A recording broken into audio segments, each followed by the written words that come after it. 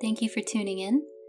Dr. Holly Lawford-Smith is a radical feminist and associate professor in political philosophy at the University of Melbourne. In this episode, she is reading her philosophical essay, Ending Sex-Based Oppression, Transitional Pathways, arguing for the abolition of gender stereotypes, sometimes also referred to as sex roles. Ending Sex-Based Oppression, Transitional Pathways by Holly Lawford-Smith, published in Philosophia, November 2020. Abstract. From a radical feminist perspective, gender is a cage. Or to be more precise, it's two cages. If genders are cages, then surely we want to let people out. Being less constrained in our choices is something we all have reason to want. Theorists in recent years have emphasized the importance of the capability to do and be many different things. At the very least, we should want an end to sex-based oppression. But what does this entail when it comes to gender? In this paper, I'll compare 4 transitional pathways with a view to considering how each relates to the ultimate end of ending sex-based oppression. Should we open the doors to the cages so that people can move freely between them, but leave the cages themselves in place? Transgender pathway. Should we add more cages? Non-binary pathway. Should we make the cages bigger so that people have a lot more room to move around inside them? Or should we dismantle the cages so there are no more genders at all? Gender abolitionist pathways. Some of these options are gender revisionist, others are gender abolitionist. I'll argue in favour of a gender abolitionist pathway. Section 1. Gender norms. From a radical feminist perspective, gender is a cage. Or to be more precise, it's two cages. The cages trap people with the biological sex, male and female respectively. Those of the male sex are trapped by one set of gender norms, norms of masculinity, and those of the female sex are trapped by another, norms of femininity. Gender norms are social expectations about a person's behaviour applied to their sex. Such expectations constrain the things that people can do and the ways that they can be, from who they date, how they present themselves, the way they move, the way they relate to other persons, the kinds of jobs they have, their passions and pursuits, the sports they play, and so on. For example, the gender norms applied to female people include androphilia, attraction to males, feminine presentation, contained movements, being warm and nurturing toward others, working in care and people-focused jobs, pursuing, for example, dance or theatre rather than, for example, model building or astronomy, playing, for example, netball rather than, for example, rugby, and so on. Gender norms are one kind of social norm. Social norms are marked by the fact that conformity is dependent upon others' expectations. Non-conformity can be expected to bring social sanctions. The cage metaphor is appropriate because gender norms are particularly heavily policed relative to other kinds of social norms. When you push to the front of a queue, you may hear some muttering from those behind you. When you are a boy who wears girls' clothing, you may be harassed, verbally abused, and even physically assaulted. It would be bad enough if these norms only pushed people into gender roles, the social roles resulting from a conformity to gender norms that were equal but different.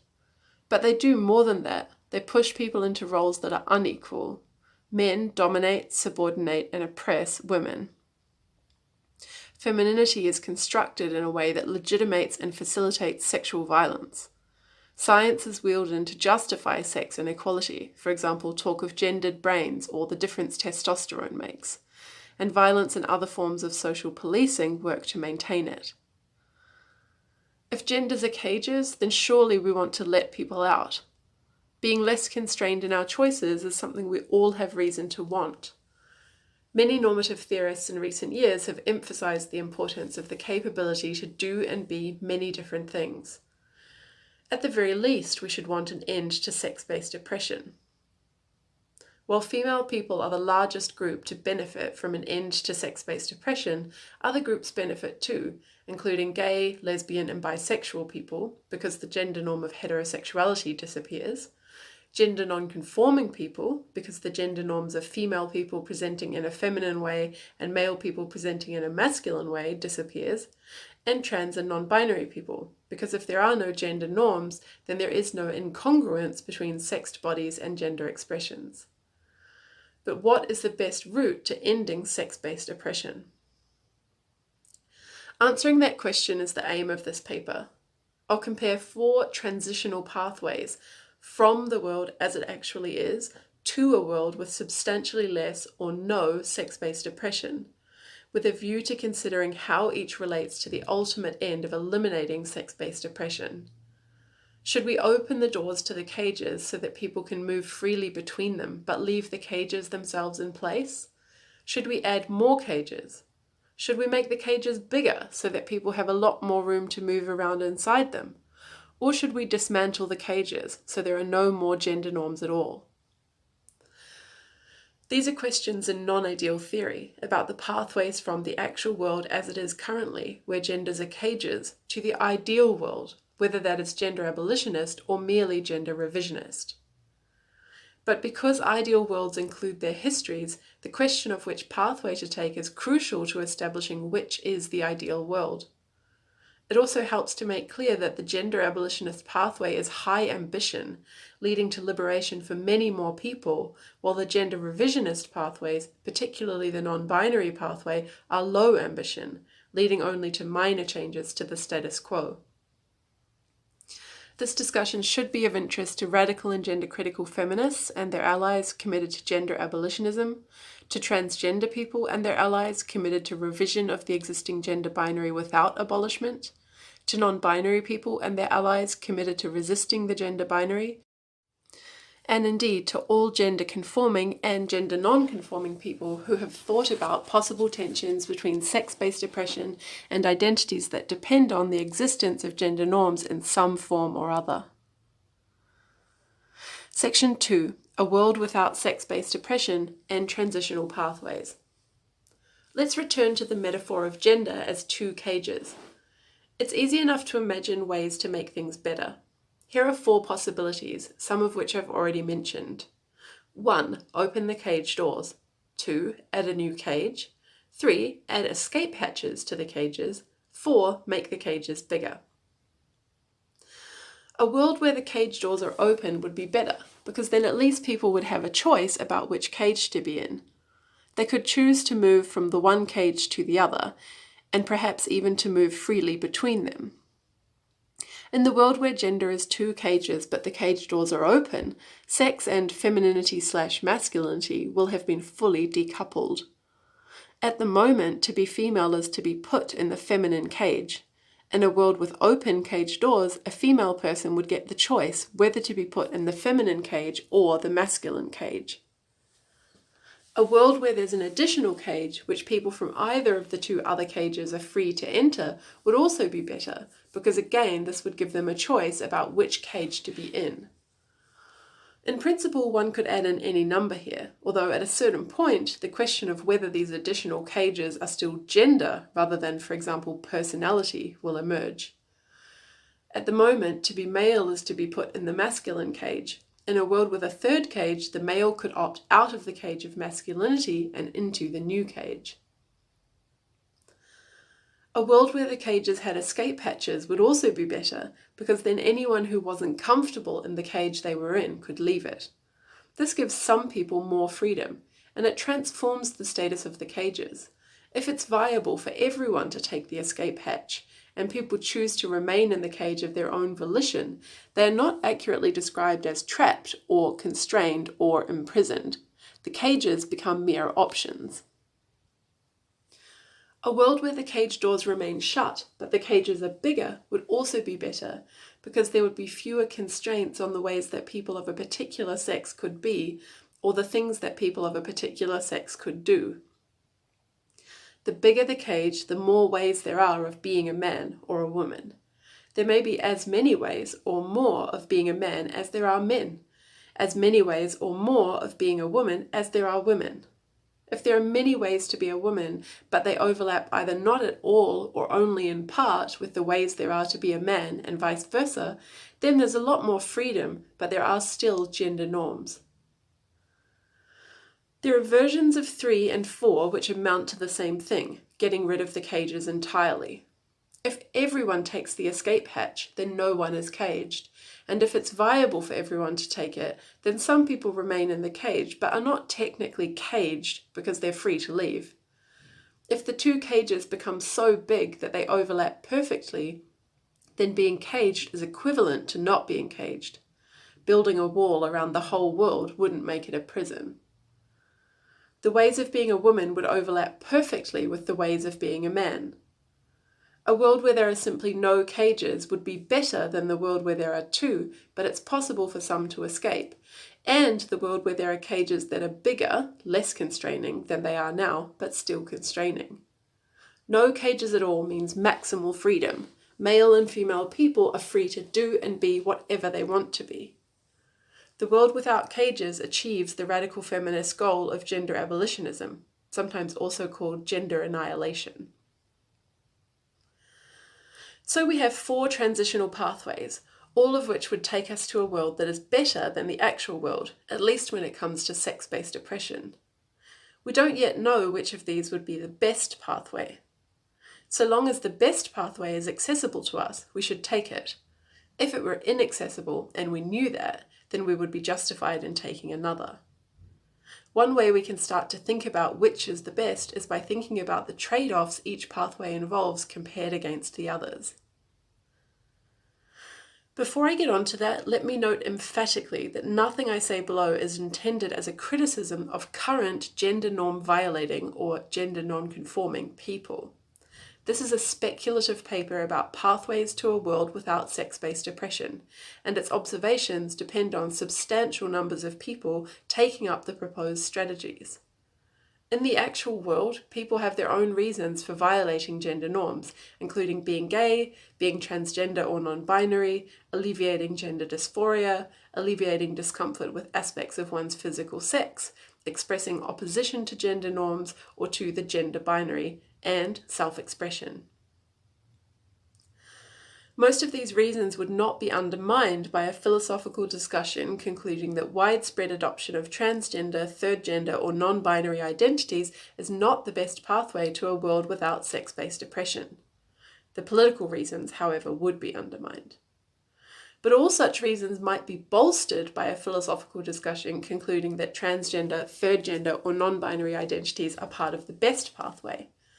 Wouldn't it be satisfying for a gender identity activist to be able to say to a so-called trans-exclusionary radical feminist, I'm doing my part in bringing about the world that you want?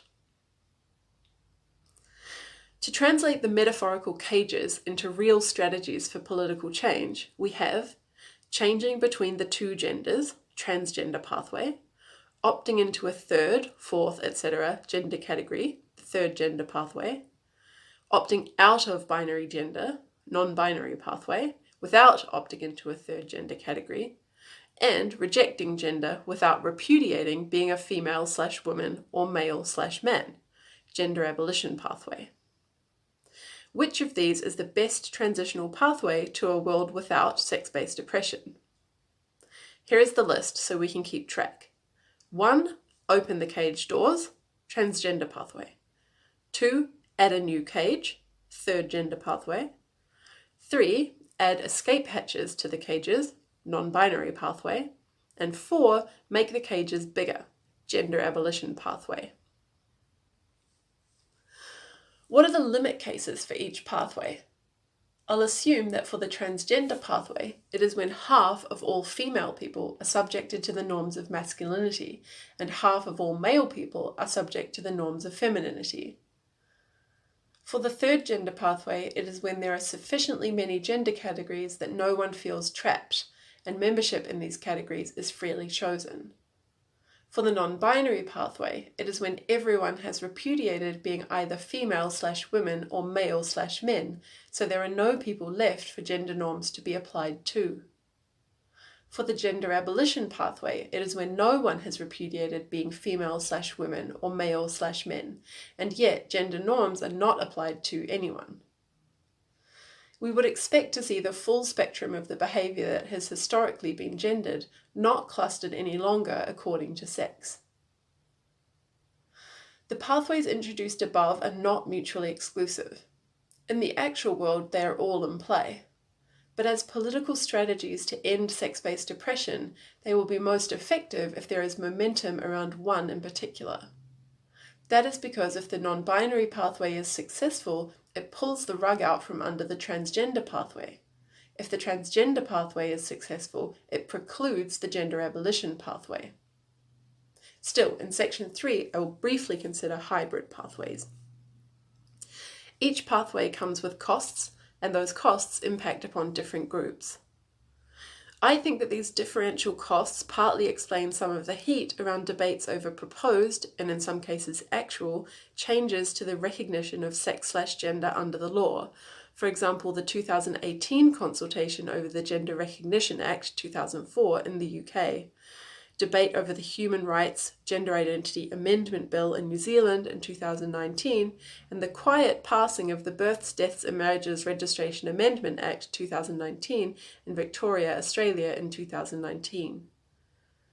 Gender-critical feminists have argued that there's a tension brought out by these proposed and actual legal changes between advancing the interests of transgender, third gender and non-binary people on the one hand, and advancing the interests of females/women on the other. Comparing these differential costs can help in figuring out which is the best pathway to escape sex-based oppression. I'll take them in reverse order, starting with the gender abolition pathway, then moving on to the non-binary pathway, the third gender pathway, and finally the transgender pathway. The gender abolition pathway is, as its name suggests, gender abolitionist, while the non-binary, third gender, and transgender pathways are merely gender revisionist. This means that in assessing them, we have to think not only about what gender is, but what gender should be, if anything at all.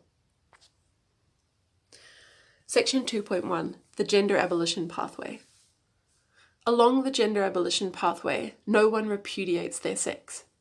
No female/woman claims that she is not female/woman, and no male/man claims that he is not male/man.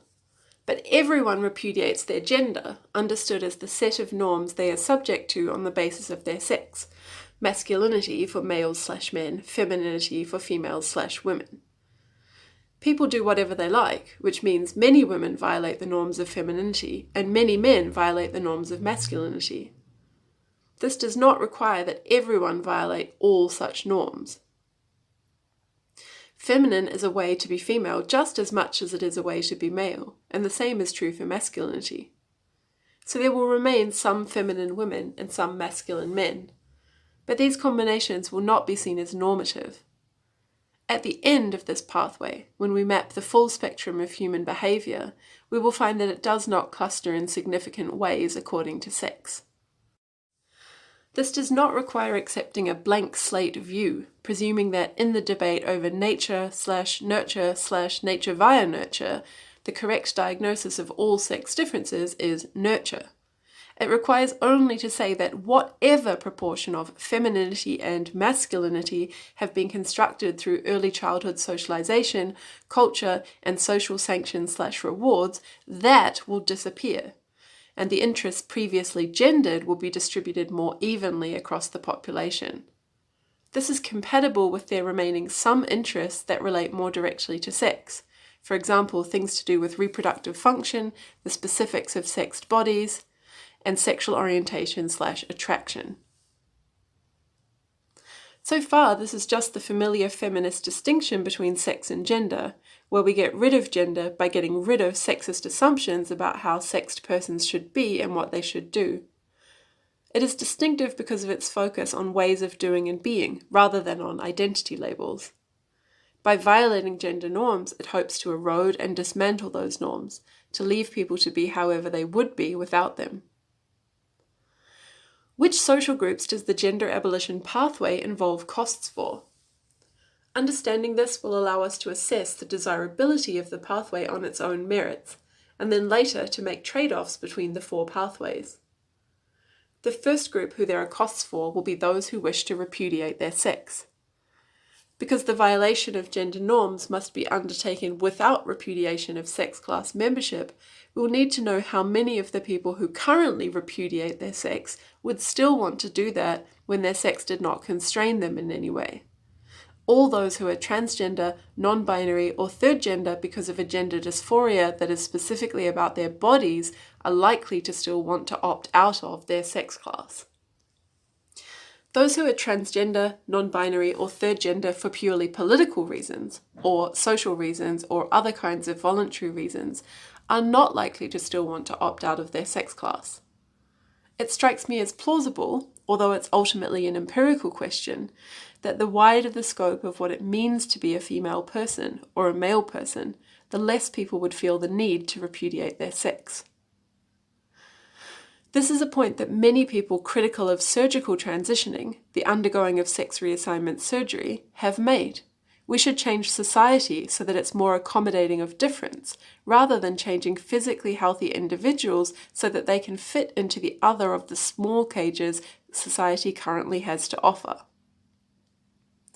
Again, this is not intended as a criticism of people who undergo such surgery. It's intended as a criticism of gender norms, and the extent to which such people may not feel the need to have surgery if we manage to dissolve those norms. This pathway will also be costly for transgender people who feel strongly that they are, or ought to be, subject to the gender norms of the other sex.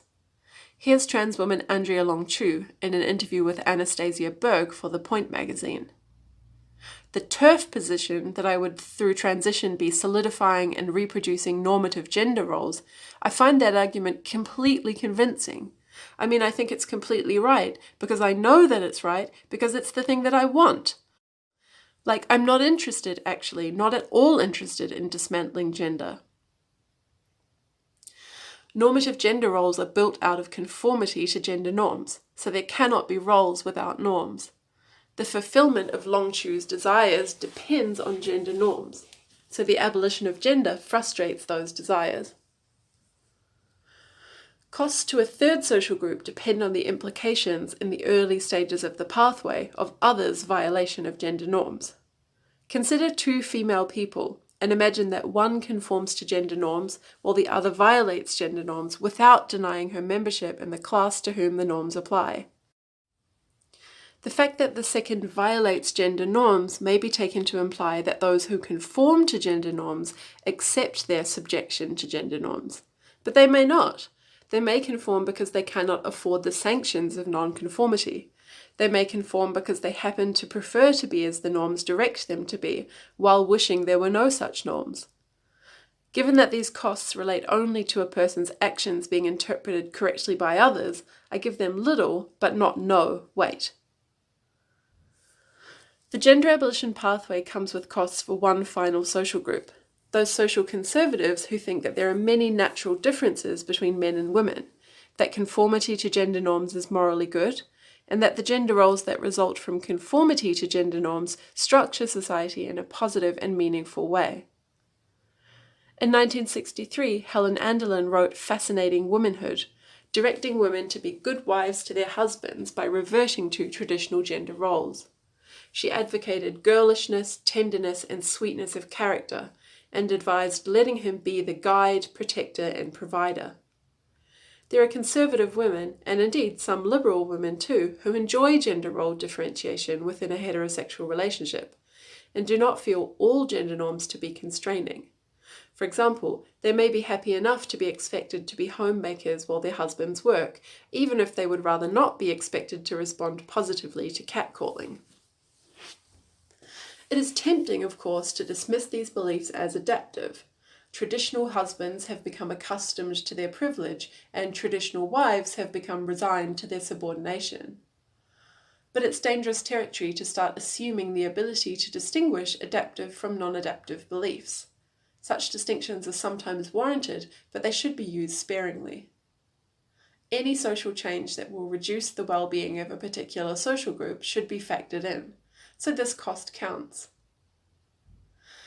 In summary, there are 4 social groups for whom the gender abolition pathway comes with a cost. These are 1. The transgender, third gender, and non-binary people who would still want to opt out of their sex class even when that sex class came with no particular expectations. 2. The transgender people whose identities depend upon the existence of gender norms. 3. Those at the early stages of the pathway who do not violate gender norms.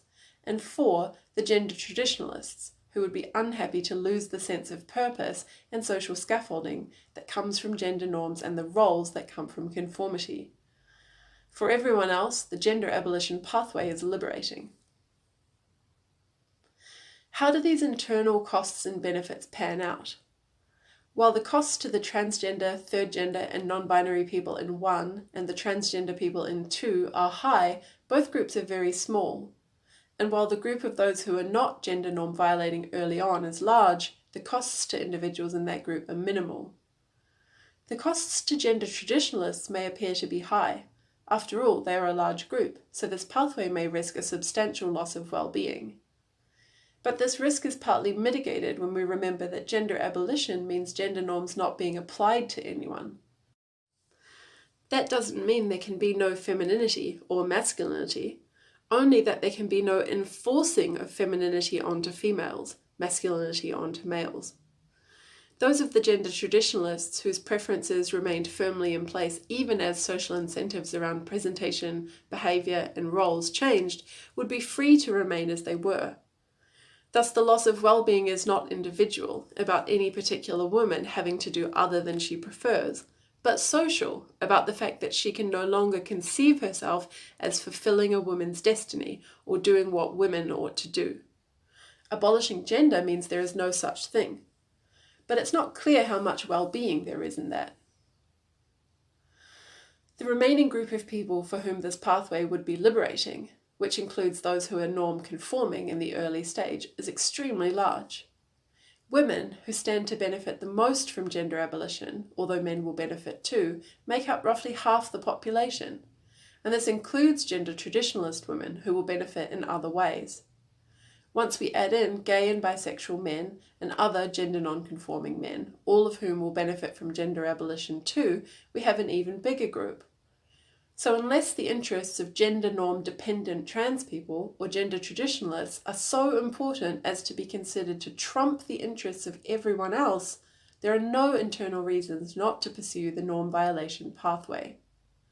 The comparison between the 4 pathways must be left until the end of this section. Section 2.2, the non-binary pathway. One straightforward way to understand the difference between the gender abolition pathway and the non-binary pathway is the matter of how to violate gender norms. According to the gender abolition strategy, no female person denies that she is female/woman, but she might violate the norms of femininity. According to the non-binary strategy, non-binary people do deny that they are female/women. In the actual world, there is diversity among non-binary people in which of these, if any, is denied. Whether or not they also violate other gender norms, this denial of sex/gender category is front and centre in the non-binary strategy. On the radical feminist understanding of gender, where gender is a set of norms applied on the basis of sex, it is hard to understand what the point of denying these categorizations would be. There is a fact of the matter about a person's sex, and there is a fact of the matter about which set of norms they are subjected to on the basis of that sex, with some exceptions for people who are perceived by others to be the opposite sex. Is the political strategy here to simply deny facts? We can avoid this conclusion by shifting to an alternative conception of gender, rather than insisting that gender is only norms. The term gender is polysemous, at least in the academic literature, if not beyond. It might refer to any of gender role, gender identity, gender expression, gendered social position, or, as we have been discussing, gender norms. If we take gender to be gender expression, then androgynous or masculine-presenting female non-binary people may claim to escape the cage of binary gender by expressing themselves in non-feminine ways. Still, they would have to answer the question of why they are not female/women, while other androgynous or masculine-presenting female people are, or alternatively bite the bullet on a lot of women being mistaken that they are female/women. The two main types of theory of gender are social position theories and identity theories. Social position theories are externalist. They take gender to be a position in a social structure, a matter of how others perceive you, treat you, expect you to behave, etc. Identity theories are internalist. They take gender to be a matter of how you feel, how you see yourself, which group you take yourself to belong to. The radical feminist view of gender as norms is externalist. Perhaps an internalist view would make better sense of the non-binary strategy. While proponents of gender identity theories have accused externalist social position theories of having an exclusion problem, specifically failing to include trans women as women, gender identity theories face an exclusion problem of their own, specifically failing to include some natal women as women. The most worked out theory of gender identity on offer actually understands gender identity as taking norms to apply to you. For example, a male person has the gender identity female/woman when he takes more of the norms applied to female people to apply to him than the norms applied to male people. That means gender as gender identity depends on a prior understanding of gender as gender norms. But Jenkins' account fails on the grounds that this is not how norms work. Others apply norms to you and sanction you for non-conformity. You can take norms to apply to you all you like, but if you won't be sanctioned for non-conformity, then you're simply making a mistake. Most people with gender identities will be subjected to the norms applied to people of their sex. There are some exceptions for people of one sex who are perceived by others to be the opposite sex.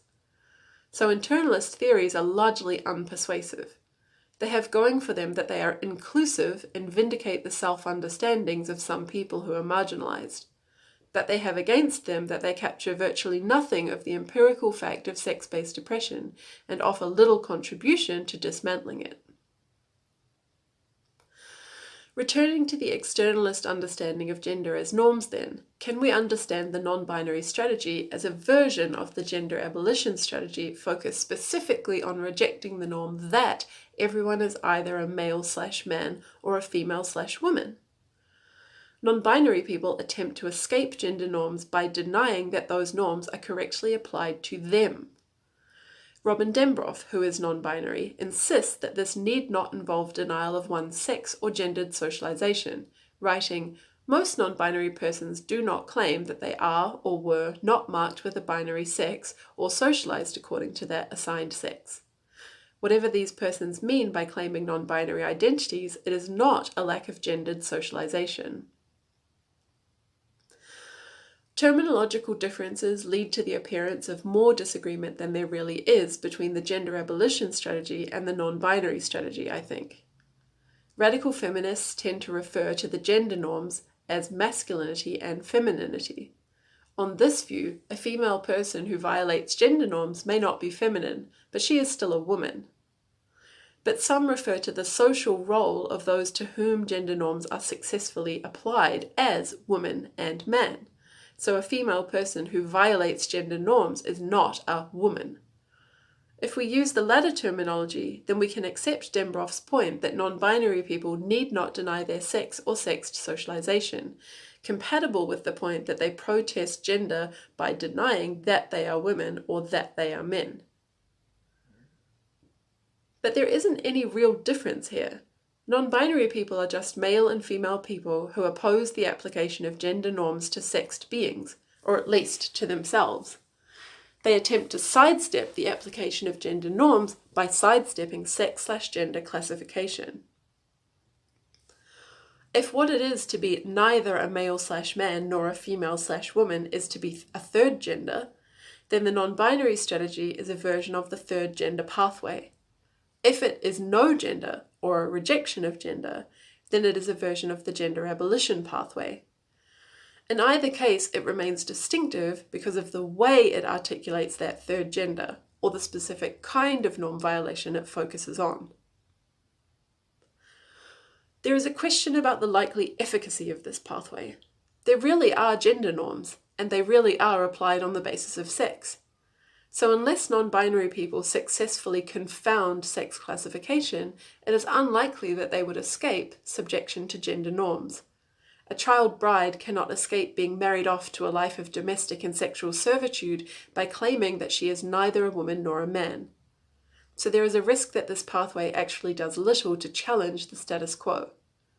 That creates a large group for whom there are high costs, all the people suffering sex-based oppression that have been mentioned already.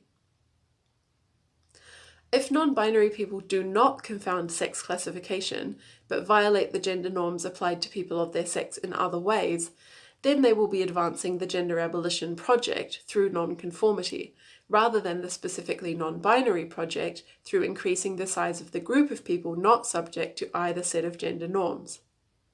If non-binary people do confound sex classification, there is a risk of new norms evolving for the policing of non-binary as a third gender category rather than no gender.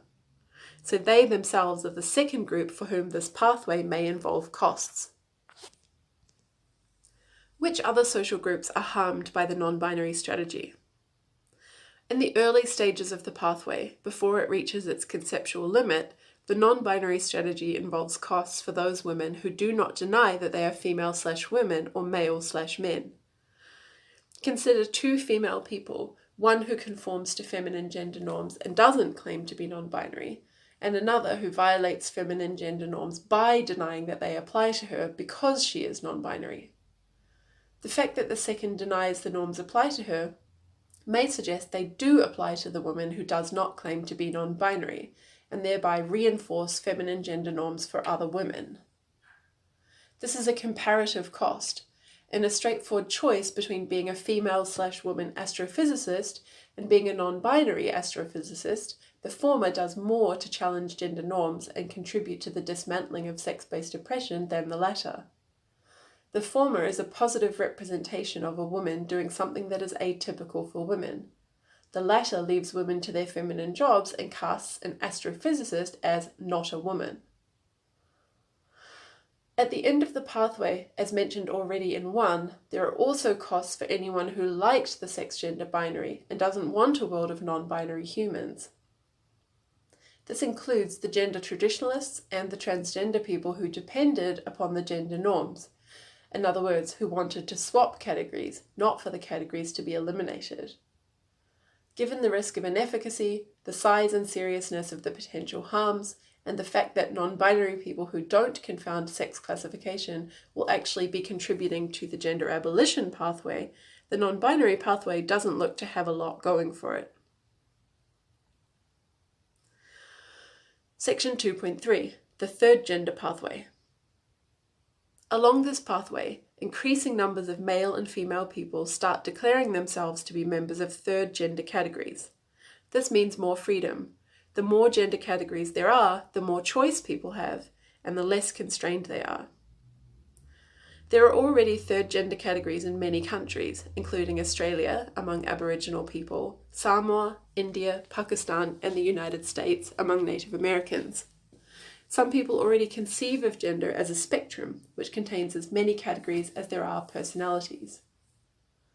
One advantage of this pathway compared to the transgender pathway, yet to be discussed, is that it avoids a conflict between trans women and women. When we add genders, people can opt out of one of the traditional two without that entailing that they must opt into the other. When we merely liberalize membership of the two traditional gender categories, a male person's opting out of maleness, manhood, and masculinity means his opting into femaleness, womanhood, femininity. For those female people who have been subordinated by male people on the basis of their sex, this can seem a bitter pill to swallow, at least if it means accepting such people in female-only spaces as mothers, as lesbians, etc. The third gender pathway sidesteps such conflicts.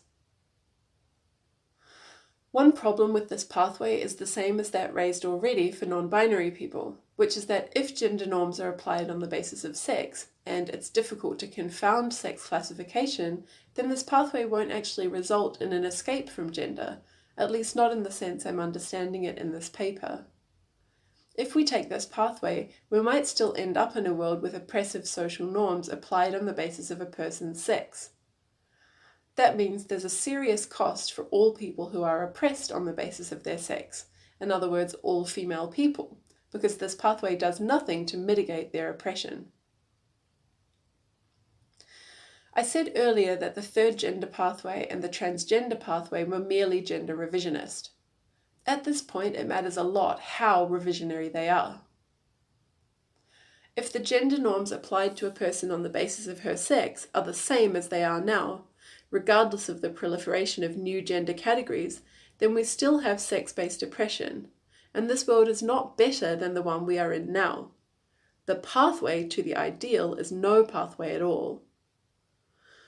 If, however, the gender norms applied to a person on the basis of her sex are replaced by norms applied to a person on the basis of her third gender class membership, and there are many such classes, membership in which is freely chosen, then there may be little or no sex-based oppression at all.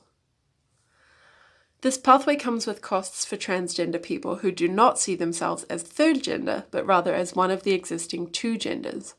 If third gender categories translate into third gender spaces, this may be felt as a further cost by people who society classifies as third gender, but who would themselves prefer to use the spaces of one of the existing two genders. It also comes with costs for anyone who would still feel constrained by the gender categories, no matter the options. Imagine that there are 3 gender categories and a person feels that none fit her. Imagine there are 20 categories and a person feels that none fit her. It's difficult to assess the internal trade-offs here, because much depends on whether binary gender norms, norms that apply to sex class membership, are replaced at some point along the pathway by third gender norms, norms that apply to membership in one of the new plurality of classes. In terms of the costs to transgender people, the trade-off is the same as for one, namely that while the costs are high, the number of people affected is small. So unless their interests trump everyone else's, there are no internal reasons not to pursue the third gender pathway. Because this pathway comes with a risk of failing to mitigate sex-based oppression, while the gender abolition pathway doesn't, the gender abolition pathway looks to be ahead in terms of overall cost-benefit trade-offs. Section 2.4, the transgender pathway. Along the transgender pathway, increasing numbers of male people start being subjected to the norms of femininity, and increasing numbers of female people start being subjected to the norms of masculinity. It's important to make a distinction here between conforming to norms that are applied to you and acting in a way that is congruent with the norms that are applied to others. On my conception of gender, specific norms are applied to the members of the female sex class. If a person is a member of the male sex class, but either chooses or feels compelled to act in a way congruent with the norms applied to members of the female sex class, that does not mean he shares a gender with female people. Gender is subjection to specific norms, whether you conform to those norms or not. Some people who are transgender change some of their primary sex characteristics via sex reassignment surgery, or secondary sex characteristics via hormone replacement therapy, so that they may be perceived by others as members of the sex class to which the norms are applied. Such people may be more accurately said to conform to the norms rather than simply act in a way congruent with the norms. People who are transgender but choose not to take steps, or are unsuccessful in the steps they do take to be perceived by others as members of the sex class to which the norms are applied, merely act in a way congruent with the norms. For the transgender pathway to be a pathway at all, it will need to be that people conform to the norms of the opposite sex class, not merely act consonantly with them. Otherwise, there is no challenge to gender, because there is no shift in the makeup of the population to which the norms are applied. Transgender author Julia Serrano argues that transgender activism is a feminist movement. For Serrano, the problem we have with gender as a society is not that gender roles oppress those who occupy them, but that femininity is constantly devalued relative to masculinity. On this view, to remove much, if not all, gender injustice, we need to do 2 things. The first is to decouple sex and gender, which on my understanding would mean making it the case that people can choose which set of norms applies to them. This removes one major constraint, which is that one's gender is not chosen. The second is to improve the status of femininity, pushing against the belief that maleness and masculinity are superior to femaleness and femininity. This maintains the two traditional gender categories, but it equalizes them and gives people a choice. At the end of this pathway, we have the same gender categories, masculine and feminine, or what some others call man and woman. But they are composed differently in terms of sex, with male and female in each, and they are valued equally. This is unlike the end of the gender abolition pathway and the non-binary pathway, where there will be no genders. For the former, there will be female/women and male/men, but no gender. For the latter, there will be female and male, but no gender, in the sense that if everyone is non-binary, then no one is. And it is unlike the end of the third gender pathway, where there will be sexes and many different genders. Which social groups does the transgender pathway involve costs for? It comes with serious costs for female people, at least in the beginning of the shift. We currently live in a sexist and misogynistic society, where men have advantage over women, and women have disadvantage relative to men and suffer violence at the hands of men. If we want to get to a society without sex hierarchy, we need to mitigate the historical oppression of women and women's ongoing disadvantage, and that means keeping track of who has in the past suffered sex-based oppression, and who continues to suffer sex-based disadvantage. In a society in which people of either sex identify into and out of each other's categories, it will be hard to keep track of sex-based privilege and oppression. At least this will be true if the law fails to keep track of original sex class membership after sex class membership has been liberalised. This problem is in large part an artifact of many countries' failure to keep sex and gender separate in the law, working to protect transgender rights by replacing sex with gender identity, rather than adding distinct protections for gender identity or gender expression. Consider an analogy. A person who lives in a racist society pronounces herself to be colorblind. That is, she says she doesn't see race, she just sees people. That's all very well, we might tell her, but if you don't see race, then you don't see racism, and that means you're not able to do anything to help its victims.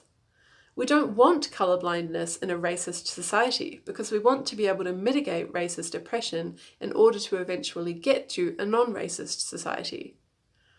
Ditto for sex blindness in a sexist and misogynistic society.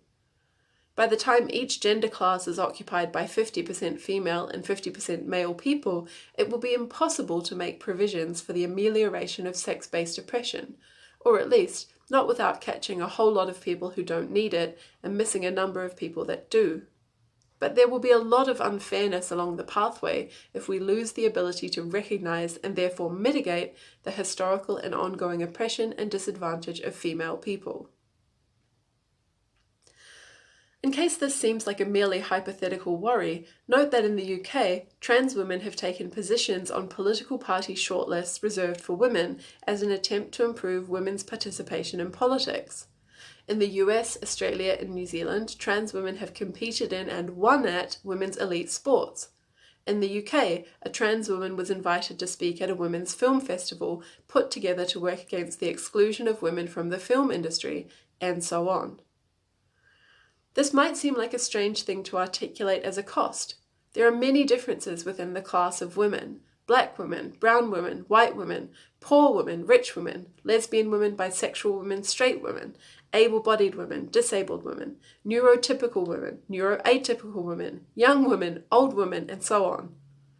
If positions reserved for women, as a measure to combat historical injustice against women by men and equalize relations between the sexes, were filled with white, rich, straight, able-bodied, neurotypical, cis women, other women could complain, because these are the most privileged of the class of women. If such positions were filled with black, lesbian, disabled women, no one could complain, because they're not a privileged group within the class. This is why it's so important to consider the intersection of different identities. But trans women are not a privileged group within the class, so why isn't that analogous? Bracketing for the sake of argument the more controversial question of whether they are appropriately understood as a group within the class at all, there's an interesting question about whether we should expect to see them become the privileged group within the class once the sex composition of the class has changed.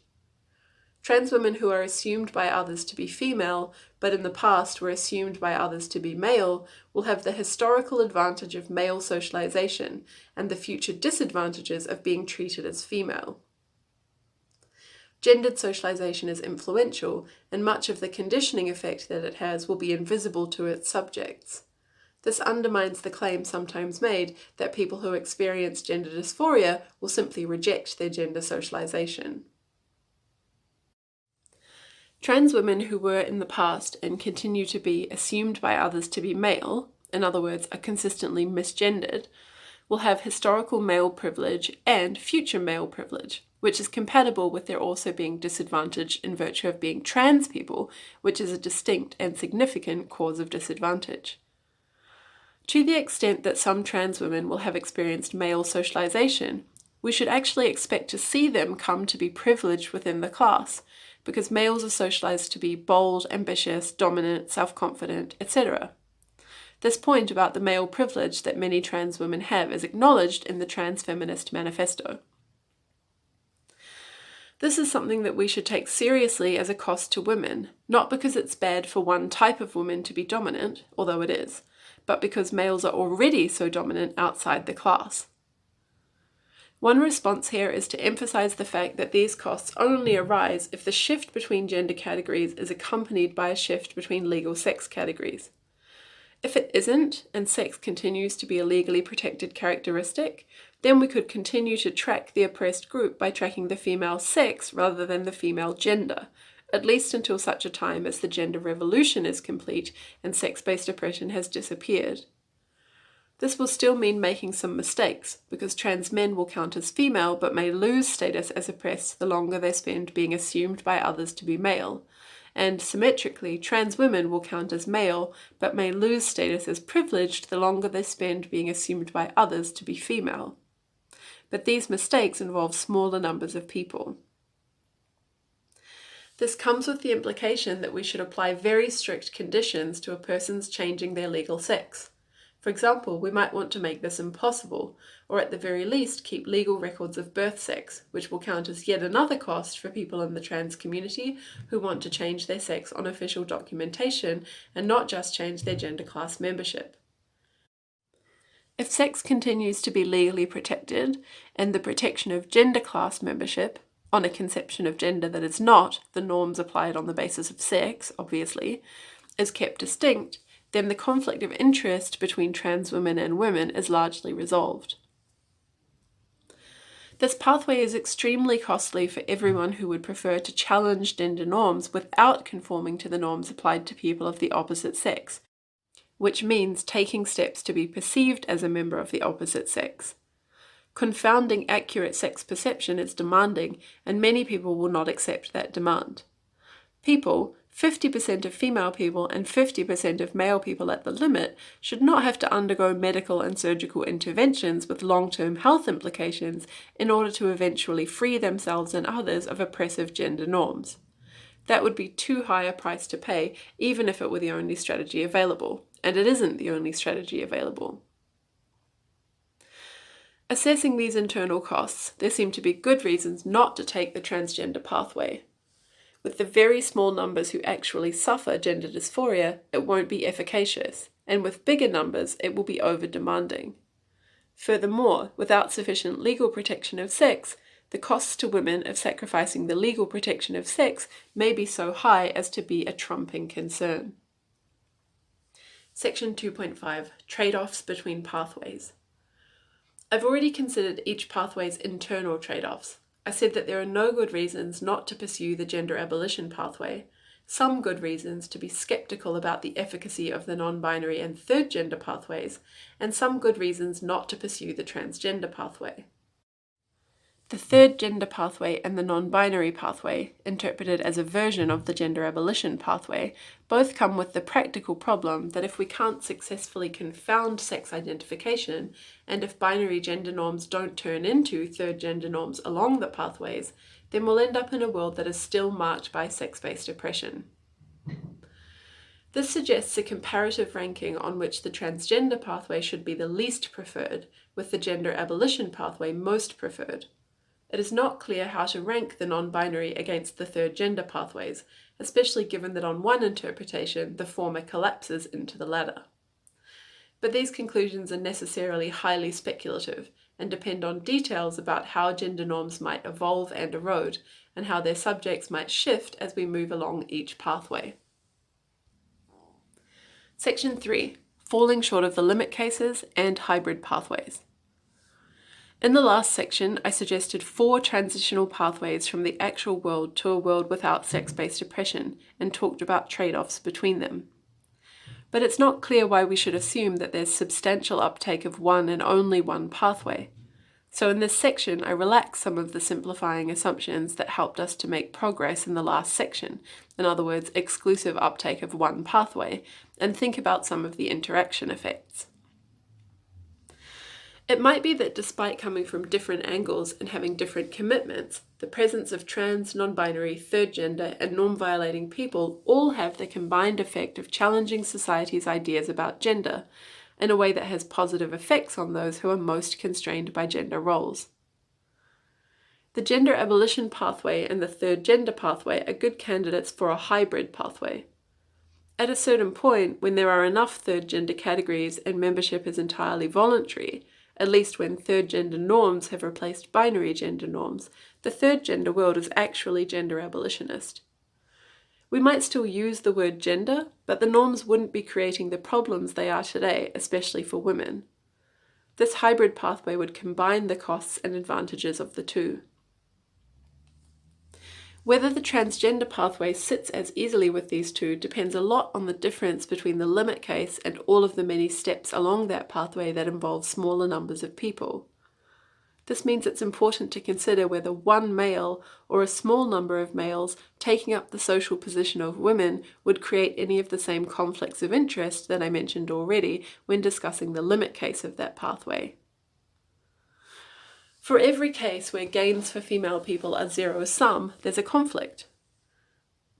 One male in a women-only sports team, one male in a women-only political party shortlist or serving as a political party women's officer, even one male as a keynote speaker at a women's film festival, one male lesbian as an advisor to a major non-governmental LGBTQI+ charity, one male on the top 100 women in business list, one male in a women-only prison, one male in a women's shelter, there are real examples of all of these, makes a difference.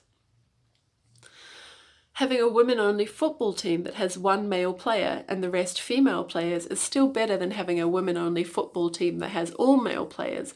But even one male player means that one female player is missing out on a spot in that team. Males, unlike females, have not been historically excluded from or underrepresented in football and sports more generally, as well as politics, filmmaking, business, and so on. This might also be true for cases where gains for females are not so clearly zero-sum. For example, it is important for oppressed groups to have spaces of their own, to organise politically and to experience solidarity with other members, and to simply have time that is free from interaction with members of the oppressor group and their socialised behaviours. Olivia Blackwell gives the following as reasons for spaces free of white people. We need spaces in which we can gather and be free from the mainstream stereotypes and marginalisation that permeate every other social space we occupy. We need spaces where we can be our authentic selves without white people's judgment and insecurity muzzling that expression. We need spaces where we can simply be, where we can get off the treadmill of making white people comfortable and finally realise just how tired we are. In integrated spaces, patterns of white dominance are inevitable.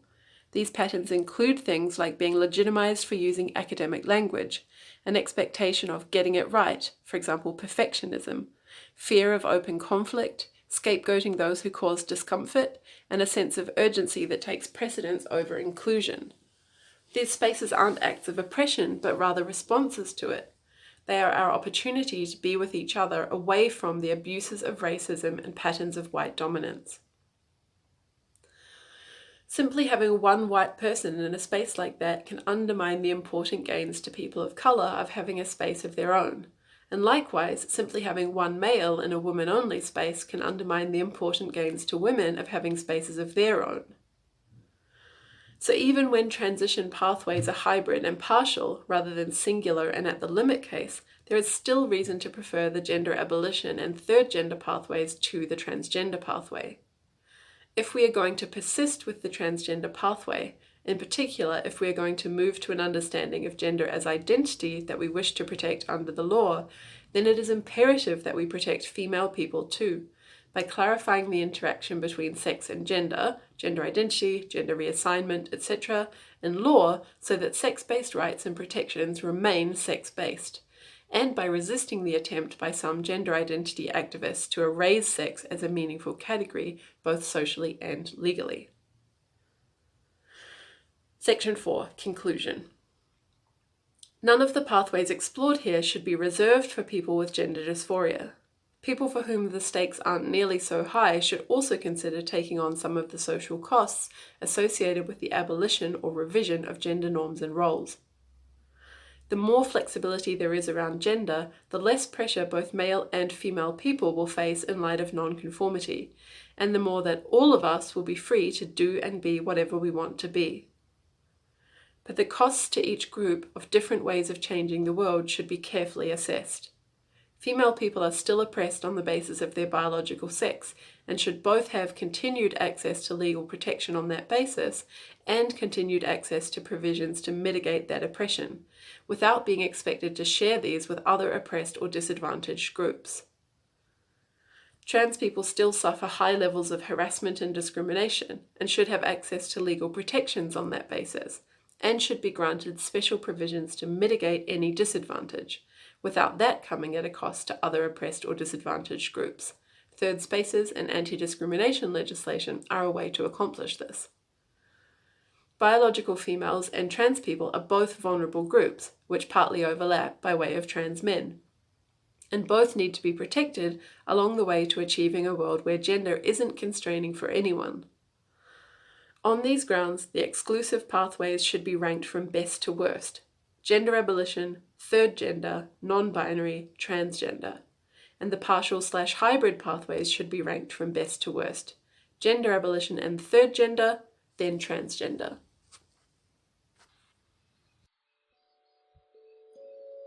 Thank you for tuning in. This has been a production of Women's Voices. To find more content like this, you can visit womens-voices.org. Dr. Holly Lawford-Smith also has a website dedicated to gathering evidence from women about the impact of sex self-identification laws. You can reach out to her if you have a story you'd like to share at noconflicttheysaid.org.